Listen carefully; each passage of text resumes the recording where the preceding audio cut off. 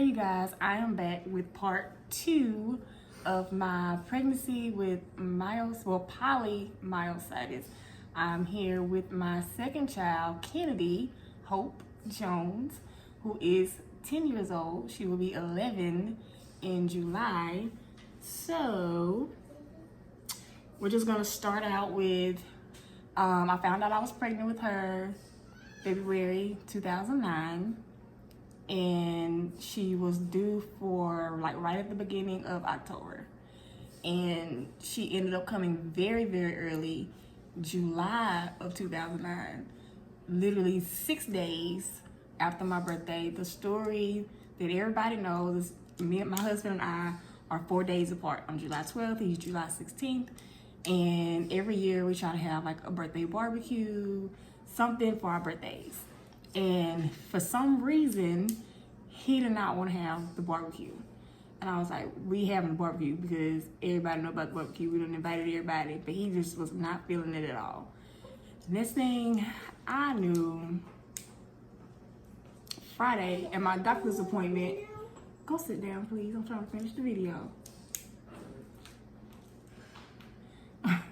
So, went to the doctor's appointment that Friday, and they told me she was in distress.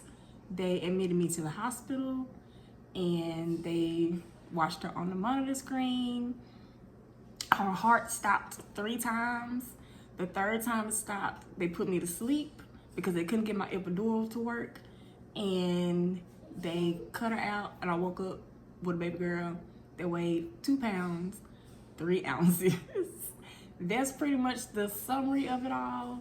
The logistics of it all. I did almost miscarry with her.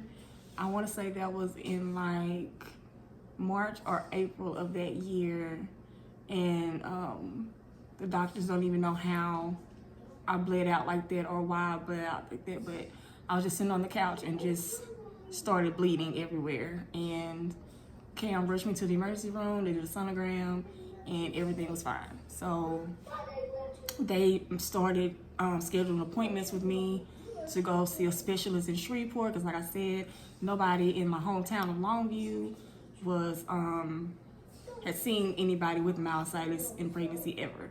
And the guy in Shreveport, he had only seen 2 cases, and he was like, you'll be my 3rd case. And he said, I'll be honest with you, 1 lived, 1 died. So I hope that you're my 3rd case and that you live. And that's when I started realizing, okay, it's a little bit more serious than what I was originally told with my firstborn. I didn't really know just how serious it was to be pregnant with myositis. So let's see. So yeah, I was put on like extreme bed rest because I was high risk, and they, of course, took me off of all the medications like methotrexate, you know, all that kind of stuff. But I was able to keep taking a low dose of prednisone. And I can't really remember, like, the number. I want to say maybe 5 mg, 10 mg. It was a low dose.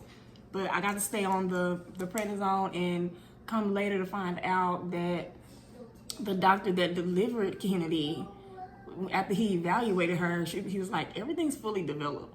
For her to be 29 weeks, this is pretty amazing. All she needs to do is eat. And they were thinking that maybe the prednisone is what helped in my pregnancy. I don't know if that's true or not, but that's what we were thinking. That me taking that daily low dose of prednisone every day is what helps her develop as fast as she did, as early as she did. So, like I was saying earlier, this is Kynadee. And my pregnancy was the complete opposite from my first one with her.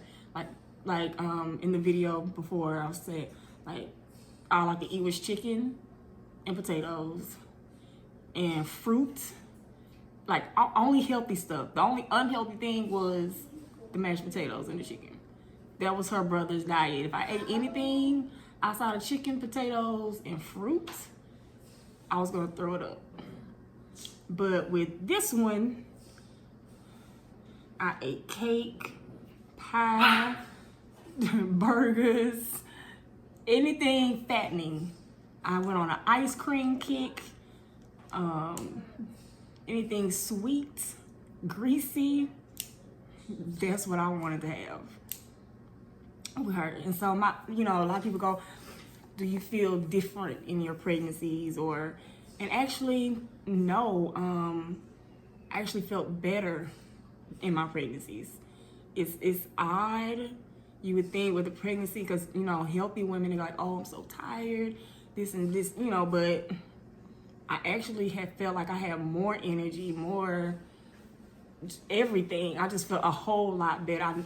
With any of my pregnancies, I never felt just sick, other than like morning sickness, or like I said, if I ate something that I knew would upset the baby or upset my stomach, then yeah, I would feel bad. But as long as I stayed in the right pocket of the diet, then no, I felt great. And I wasn't diabetic during my pregnancy, no high blood pressure during my pregnancy, none of these things. And with each pregnancy, as you'll hear me say in my videos, I was in remission when I went into my pregnancy. Like, I never started a pregnancy with a high count.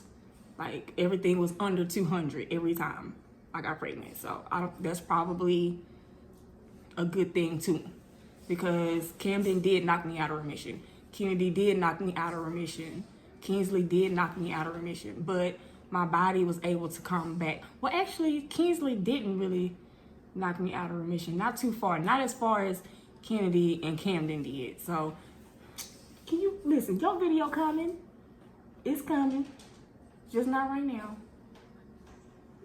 That's too long. Oh, it's not too long. Go on. Go play with Cody. Okay.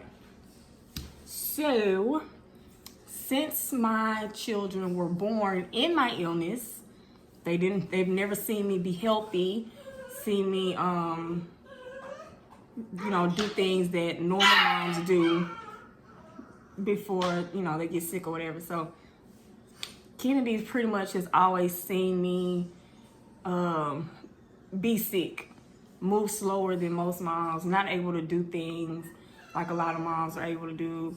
I've had to rely on her to help me around the house, help me with Kinsley, help me like grocery shopping, like everything. Ever since she was a little girl, she's always been a great helper. And I've had to teach her and train her about my disease. So what's my disease called? Myositis. Okay, and what type of disease is it? A muscle and lung disease. Okay. So, let's see, what else can I ask? So if I start coughing really, really bad, what do you need to do? Speak up so the people can hear you. I need to turn up her oxygen all the way up, and then I need to give it to her, and then I don't know what's called. I need to put. Oh, she's talking about the oximeter. She wants to check my numbers to see. But what do you do before you check my number? Call 911. Right. Because if you too busy trying to turn up oxygen, check my numbers, then call 911, I might already be dead by then. First thing first, always call 911. Then turn up the oxygen. Check my number. So that way when they get there, they're going to say how long she's been breathing or not breathing. And you can say she's, from the time I called you up until now. And you can let them know when I checked her oxygen, it said 68 or 75, 70, or it said 80, whatever the number it said. Then they'll know, okay, so she's been at this level of oxygen. It took us 5 minutes to get to her house. So we know that at one point it was this or below. So she's pretty much got that drilled in her. And a lot of people, I don't know, have people ever asked you why I'm on oxygen or why I don't show up and stuff? And Well, what do they say? Say, why do you wear that stuff on your face? And then they say, why does your mom cough a lot? Then I just tell them, and then they say, wow, that's cool. That's cool. Oh gosh, it's not cool. Because I keep telling them that she okay. Yeah. And then they say, okay, that's good. And I don't know. Oh, y'all. Stop messing with him. Oh my gosh. You just won't let us be great over here. See what I said? We should have waited to do the video. Leave Cody alone. He was probably asleep. Wasn't he? Okay, well, we need to hurry and wrap this up. But this probably is not as detailed as some people were probably wanting. Because as you can see, I got a 7-week-old puppy, our bully, Cody, and then I got Kinsley, who is part 3. Her video coming up next. She ready to do her video now. And the other video about Cam, but yeah, like and that's why I wanted Cam. I wanted your daddy to do the video with me because I don't remember everything, and I didn't really want the headache of like trying to call doctors and ask them, well, what was going on here? What was going on there? What levels was this and that? Even if you're healthy, every pregnancy is different. The things you go through in life during your pregnancy is different. Because like I said, with her, she knocked me out of remission, but I didn't realize just how sick I had got after having her until I had to go to the hospital the next year, which was the same thing that happened with Camden as well. It didn't happen with Kinsley, but with them two, I really got sick the following year. But I believe that mine came from depression with Kynadee, because after I had her so early, and being a NICU mom is very, very stressful. That was our first time in the NICU, because, you know, with Camden, we lost him. So being a NICU mom is stressful. You see moms come in there with their babies. They leave without their babies. Or their babies are very, very sick. And then at the end of 2009, I lost 2 uncles within literally like 3 weeks of each other. And then the following month, I lost my grandmother. So after having Kynadee, I lost 3 people within 3 months at the end of the year. So, you know, 2009 was like an extreme high. I found out I was pregnant. A kind of mid high to have her, but to be so nervous, but grateful that she survived. And then at the end of the year, I lose 3 people that like were everything for me. So 2009 was a pretty stressful year. So I got pretty sick after that. But I'm gonna try to hurry up and wrap this video. This is crazy. Go see what's wrong with him. Oh my God. Oh, we might have to do a redo. I'm probably still gonna post this though, just in case, because I've been trying to get this video out for the longest.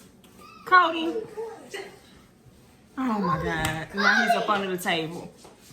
What's Cody doing? Why are y'all running? Get him. On the couch. And I can't let him do that. This is why I don't do this. I got you. Really? Bye, y'all. All right. Bye. Okay.